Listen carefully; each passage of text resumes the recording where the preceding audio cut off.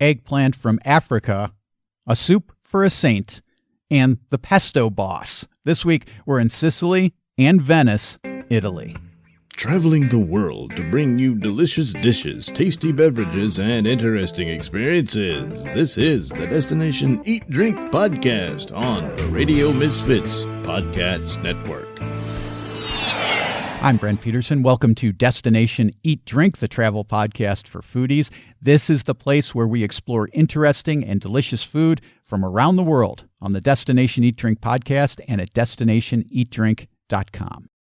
This week, Katie Parla returns to talk about Sicily and Venice and her new book, Food of the Italian Islands. But first, if you like the podcast, be sure to sign up for our newsletter. It'll keep you updated on the podcast for sure, but also all the stories at destinationeatdrink.com, as well as our videos. There's lots of stuff in the Destination Eat Drink universe, so don't miss any of it. Sign up at destinationeatdrink.com. Katie Parla is an award-winning cookbook author with several titles to her credit, including her latest book, Food of the Italian Islands. Katie is also a tour guide. She offers private tours of her adopted city of Rome. She also takes folks to Venice, Naples, Sicily, and Sardinia. Katie also hosts the great podcast called Gola about Italian food. Not to mention, Katie's now been on the Destination Eat Drink podcast 4 times. This time out, Katie tells me about the hottest train ride ever, so many kinds of pesto, including my favorite pistachio pesto, pasta alla Norma, and the Select Aperitivo. Plus, we talk little plates in Venice and almond paste sweets, and I'm starving, so let's eat. Destination Eat Drink.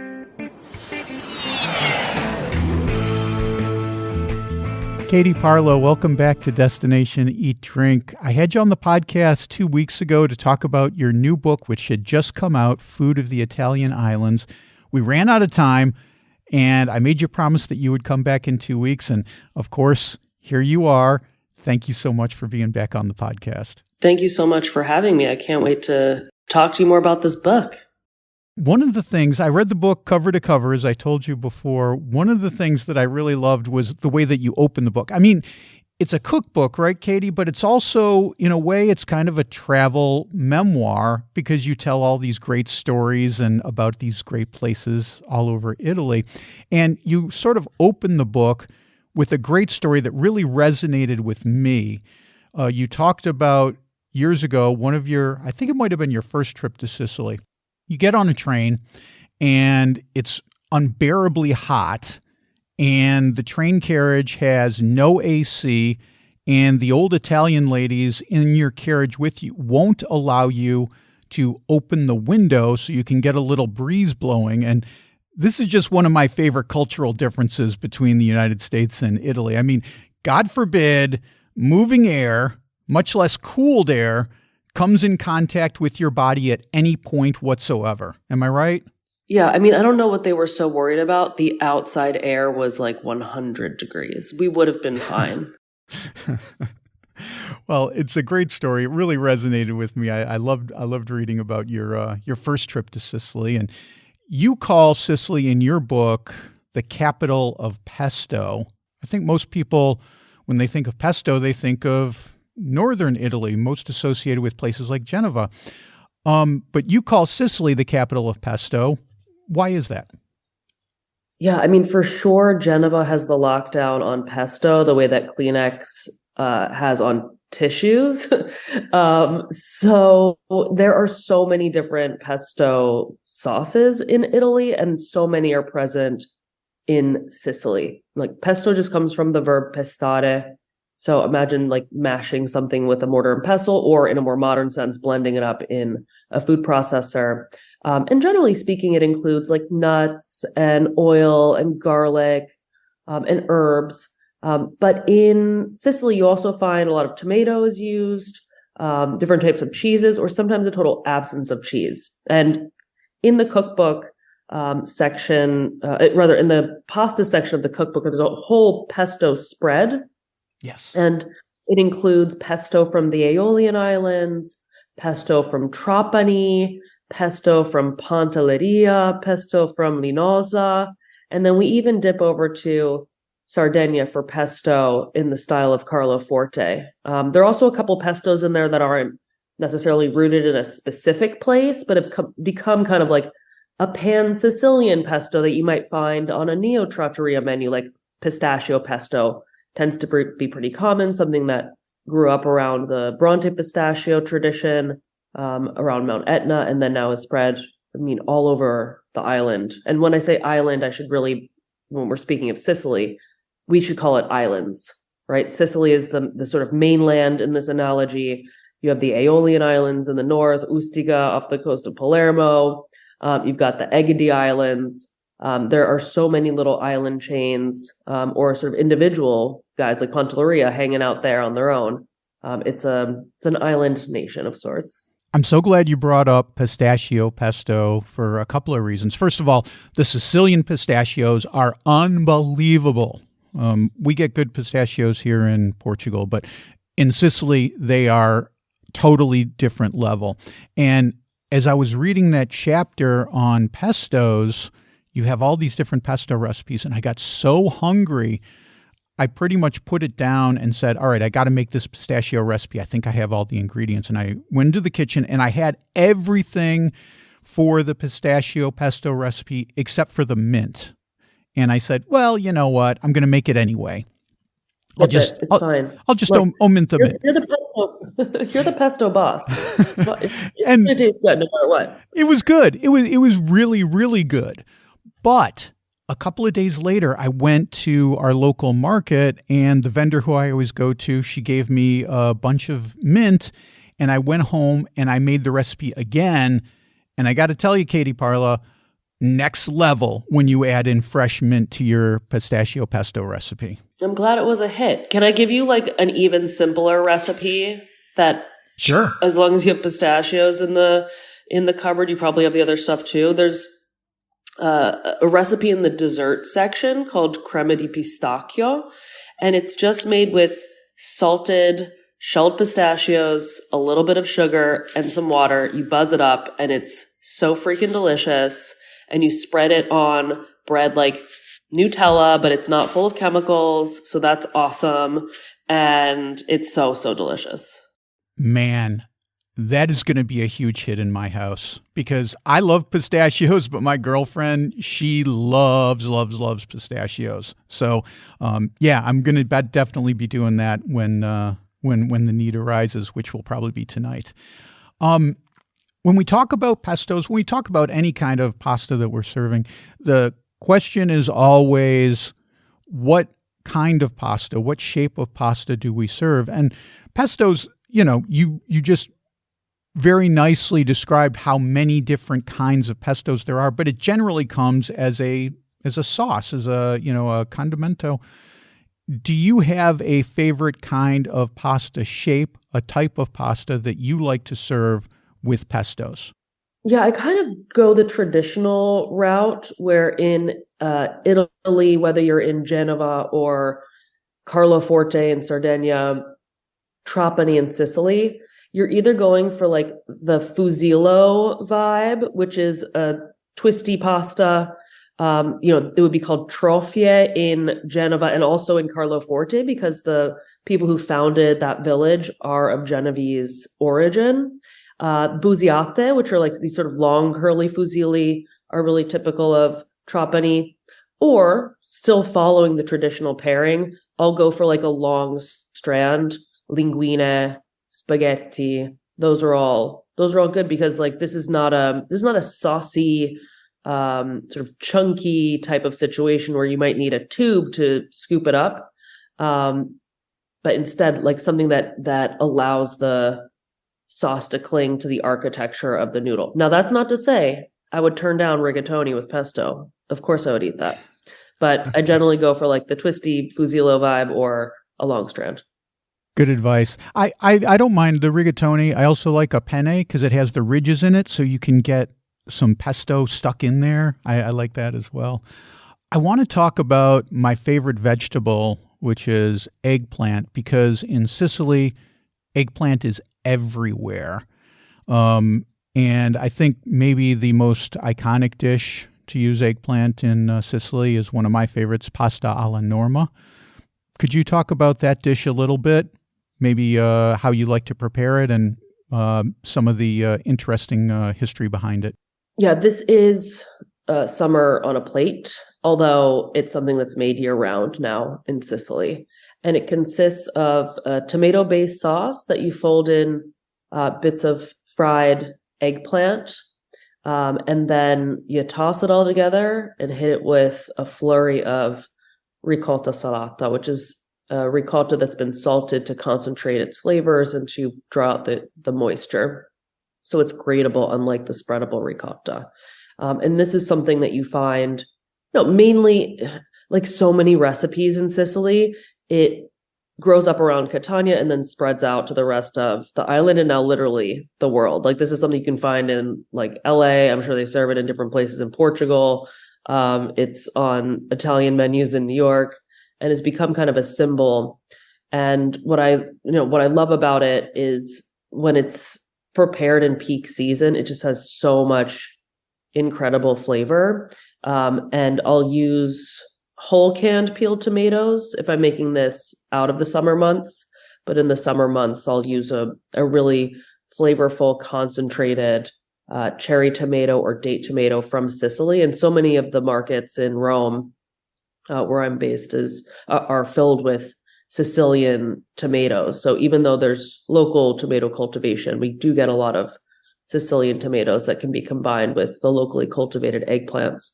And another sort of, I think, fun fact about this dish is pasta itself is introduced to Sicily, at least in a sort of mass-produced way, by Arabs in the 9th century. That also goes for eggplants. Yes. Whereas the Spanish, who controlled southern Italy until the mid-19th century, introduced tomatoes from the Americas.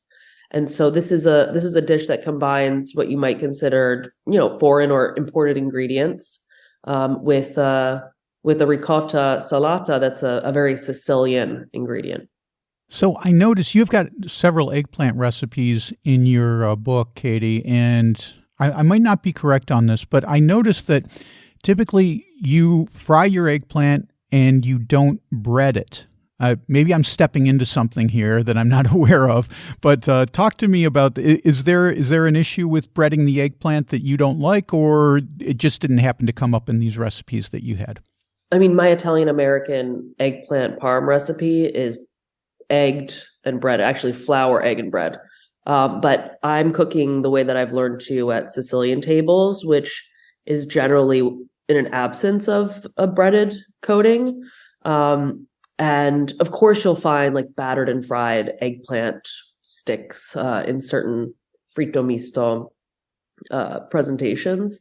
But the eggplant dishes are already like, you're frying eggplant, which is an oil sponge, right? If you add an extra layer that's going to be absorbing oil, then you risk having a heavier product.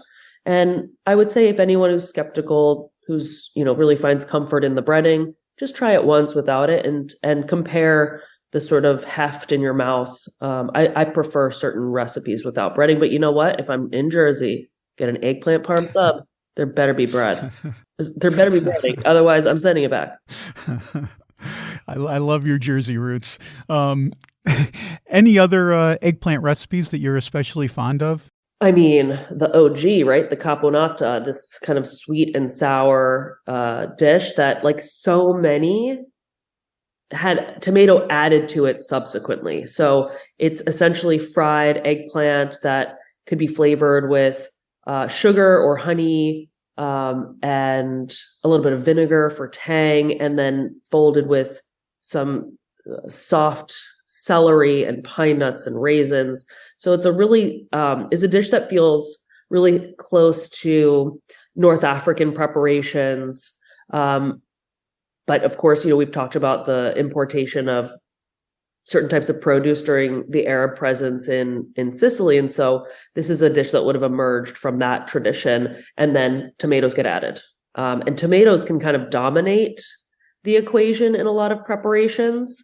But many home cooks, anecdotally or referencing directly referencing recipes will say, actually, it's the celery that would have been a major protagonist. And now that's been scaled back due to, modern habits. It's also much easier just to like open a can of tomatoes than it is to, clean celery, because we don't just often chop the celery, but we strip off the outer fibers many times. So that's a level of prep that seems to have pushed people a bit away from that recipe. St. Joseph's Day was just last week. I'd lived in New England for many years, and in Rhode Island, St. Joseph's Day is a huge deal because we all go out to the bakeries like LaSalle Bakery in Providence and get Zappels.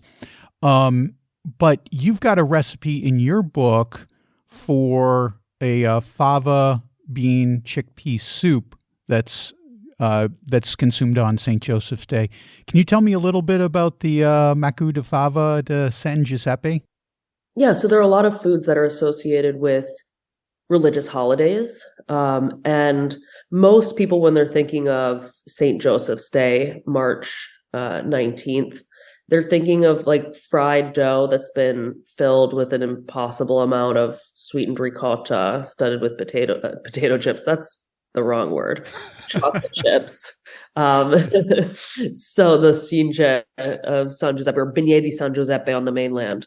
But yeah, this is kind of like a springtime stew, and the very first favas of the season start to appear in around March, and they're so tiny and they're so sweet, and you don't have to remove the outer you of course remove them from the husk, and then you don't have to take them out of their, what's the like bean container? When you make favas, I always call it the shell, the fava shell. Yeah, I don't know if that's the right word or not. Exactly, that's the shell. So throughout the season, what I love about this, one of the many things aside from the delicious flavor, is that it shows you how Sicilians treat certain produce depending on its life cycle. So San Giuseppe, always on March 19th, falls when the favas are unbelievably tender and young. Whereas when you're making fava dishes in other parts of Sicily later, they tend to be the big dried favas that have to be reconstituted and stewed and blended in order to return the sort of moisture and flavor to them. So this is springtime. If pasta alla Norma was summertime on a plate, this is springtime on a plate. Would this be a dish, Katie, that we would get just at home? Home cooks would only be making it? Or if I happen to be in Sicily for St. Joseph's Day, if I went into a trattoria or something, would I be able to get a bowl of this? You might be able to find it in certain trattorie, but it's certainly a home dish. And a lot of the dining in Sicily is not trattoria based. A lot of the dining that Sicilians engage with is in the rosticceria, frigitoria, or market. Mm-hmm. And so on St. Joseph's Day, you're more likely to consume a fried dough ball stuffed with ricotta. That's going to be the ubiquitous thing. Whereas just because of the way that people engage with cuisine, this would be a more home dish for sure. I'm going to definitely be looking if here in Portugal, if they happen to have some of these fava beans, these young fava beans, because I tend to steer away from fresh fava beans just because it's such a pain to process them. You talk about taking them out of the pod, and then you got to get them out of the shell and everything. It takes a long time. I don't know. Maybe I'm being a baby about this, but I'm definitely going to be looking for these little fava beans in the springtime here. I don't think being a baby, everyone, there's no shame in having things prepped and choosing ingredients because they're easy to process. That's a tale as old as time. My first visit to Sicily, I was just blown away by the extravagant almond paste fruit, the frutta martorana, which are just exquisite. They make these little almond paste creations that look exactly like tiny little miniature pieces of fruit. Sometimes they're little animals and whatnot. And the artistic work that went into these just kind of blew my mind the first time I went to Sicily. It's like, I want to look at them. I don't want to eat them because they're so gorgeous. Tell me a little bit more about this almond paste fruit that we'll see in Sicily.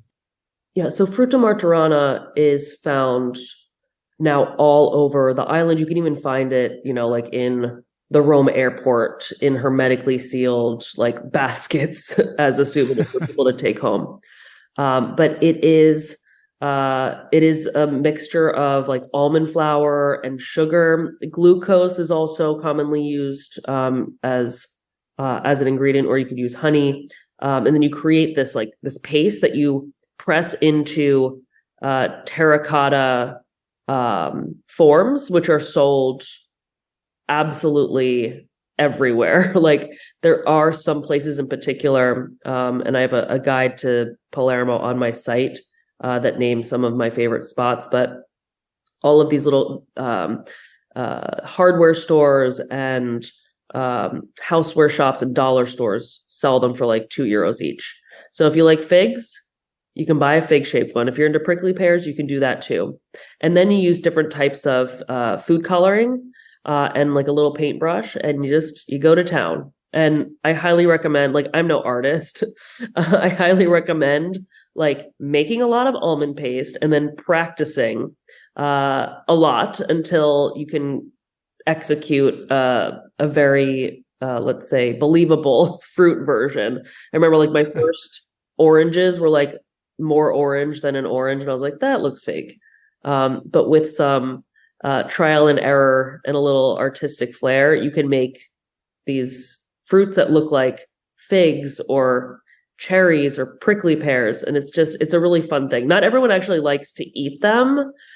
This is one, I go to Sicily all the time. I take people down there all the time.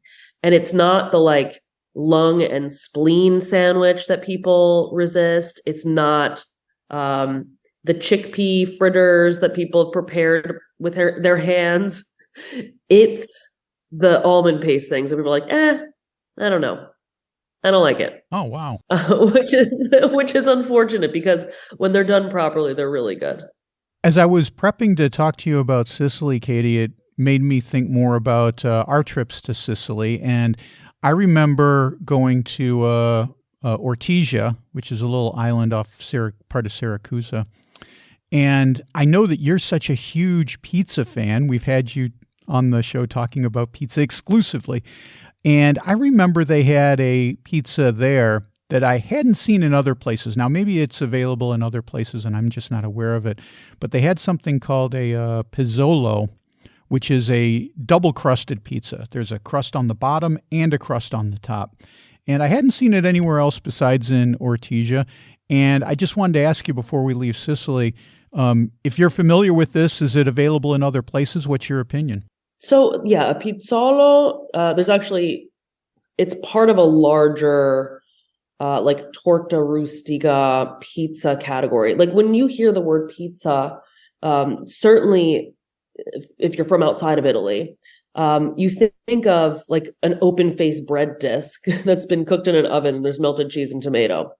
That's a really limiting definition, because in Italy, pizza can be used for a huge range of things, including almost like covered quiches, lard-based dough that has been layered and stuffed with salamis or eggs or vegetables that have been sautéed. And so this is just sort of like a vegetable tart of sorts. You might have encountered it with different fillings, but this enclosed like stuffed bread is common all over, not just Sicily, but the South. I mean, you'll find similar things in Naples, in Reggio Calabria, and they'll be called, pizza, or something that sounds like pizza will be in the description. It was delicious in Ortigia. I loved it. And we got ours, I think it was stuffed with rucola and maybe ricotta salata. I can't remember what the cheese was, but I do remember the place. It was called Calliope, and they were serving up bottles of unlabeled wine, which to me is always a good sign. Yeah, I mean, it was a melty type of cheese. It was most likely tuma, which is a style of cheese that's really common in Sicilian savory baking.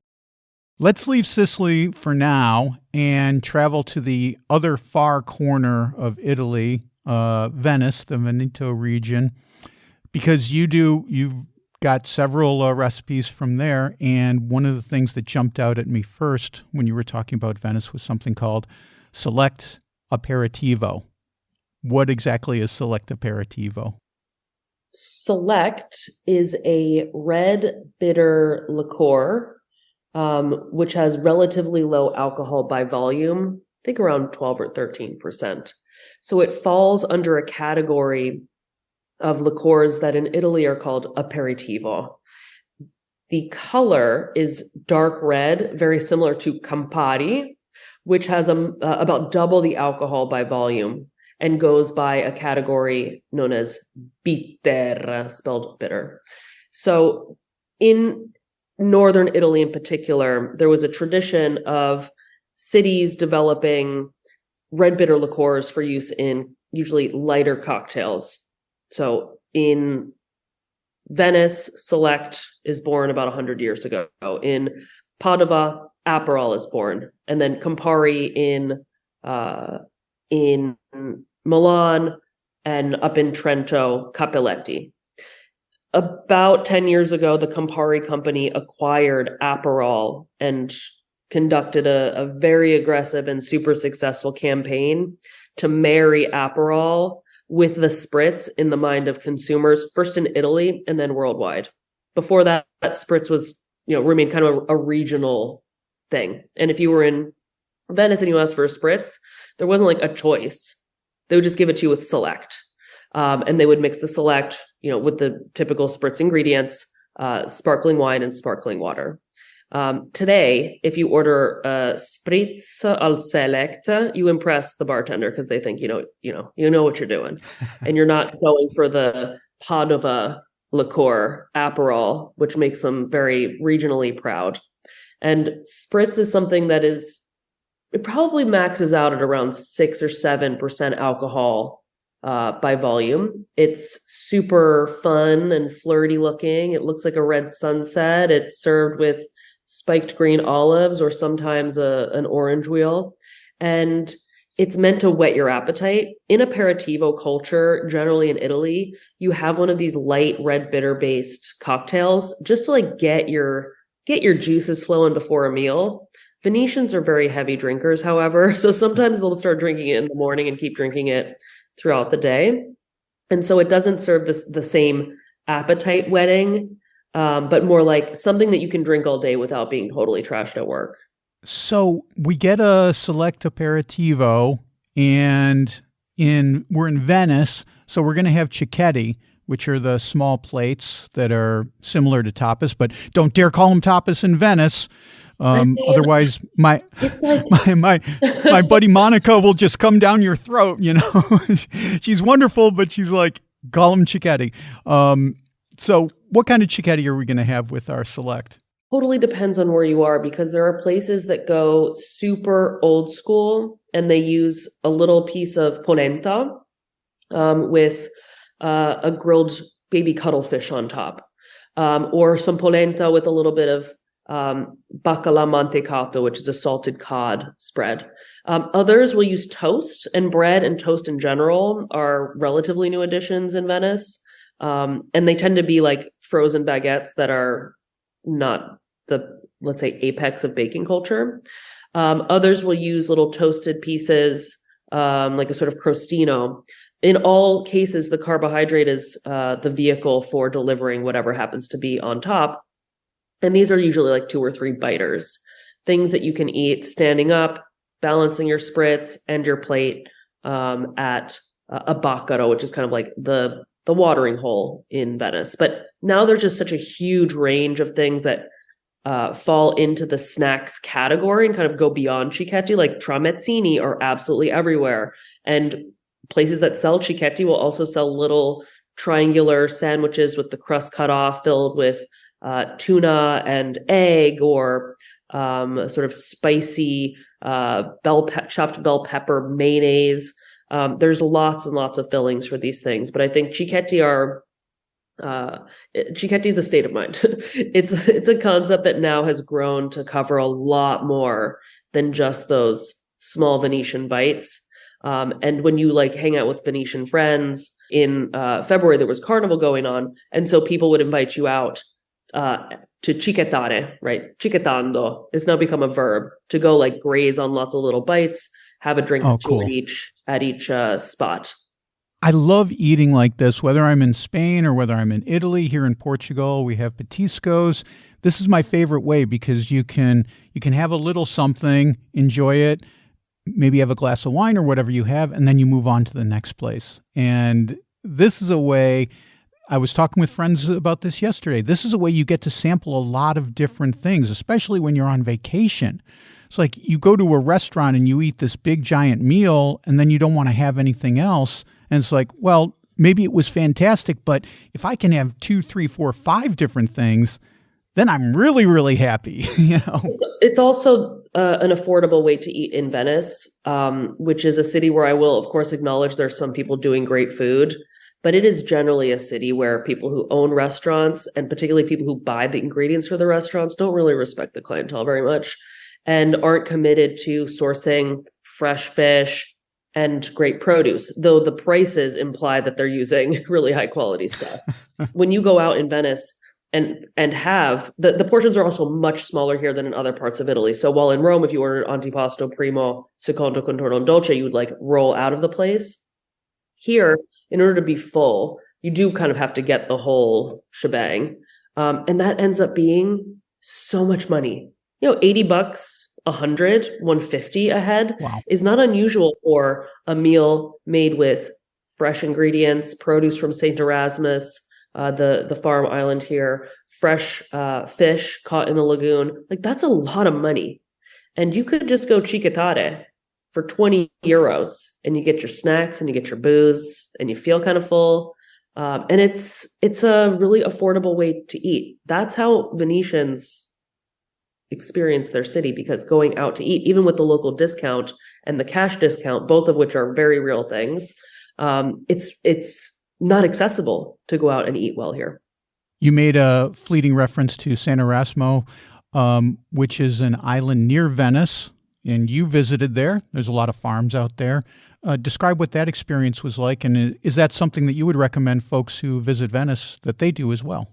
Yeah, San Erasmo is very cool. Like getting there is pretty simple. You take a boat. It's I think I have a Venice like transit card, so it's like really cheap for me to go. But I think it's maybe like €7 each way. And you take the public transport out there. You can hop off at one end, get the boat back on the other end. It's not like super monument heavy. There's not a ton of stuff going on. It's mostly just farms and a couple of little clusters of houses here and there. There is a really fun, like wood-fired pizza oven that's built into an ape, Piaggio's famous farmer's cart. And there are some photos in the book of like a Sicilian guy, so a guy from another island, making pizza on the island next to a canal and vineyards. And so Sant'Erasmo's cool, especially if you go, for like a late afternoon pizza. And bring your, like, actually you don't have to bring your own booze. There are little alcohol stalls at the at the ferry stop. So check it out. I'm kind of obsessed with apes. When we moved to our town here in Portugal on the main drag, there's this old ape. Well, one thing that happens is there's a couple people that have apes seasonally, and they drive around and they roast their chestnuts out of the back of the apes, which is cool. Fun. But my favorite ape here in our town in Portugal, there's an ape that's chained to a tree on the main drag, and for months I thought it was just abandoned, but it turned out that the guy was a bookseller, and I just never walked by when he was open. But he would flip open the side, and inside he just had stacks and stacks of paperbacks, and he'd pull them out onto a table, and he'd set them up. Maybe people would buy, maybe they'd browse or whatever, but it's my favorite little ape here in Setúbal, Portugal. So cool. Well, Katie Parla, thank you so much for being back on Destination Eat Drink. It's always so much fun talking with you, because I love all of the information that you have, and I love talking about Italy, so it's always a good time. Thanks for sharing everything about Sicily and Venice. And We'll have a link to your book, Food of the Italian Islands, which is out now, in the show notes. Thanks for being here today. I appreciate it. It was so much fun. Thanks for having me back. Okay, there you go. It's always so much fun talking to Katie because she knows her stuff and she allows me to geek out on little stuff like Ape trucks. Get in touch with Katie at katieparla.com or get a link in the show notes along with the links to Katie's new book, Food of the Italian Islands, in the show notes at radiomisfits.com/DED225.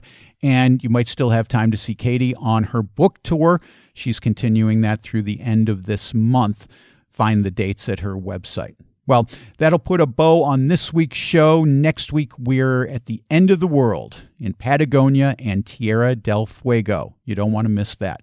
Until then, get over to destinationeatdrink.com. I just posted a story about a castle in Portugal with roots dating back to the Romans and later the Moors. Read about it at destinationeatdrink.com/Palmela.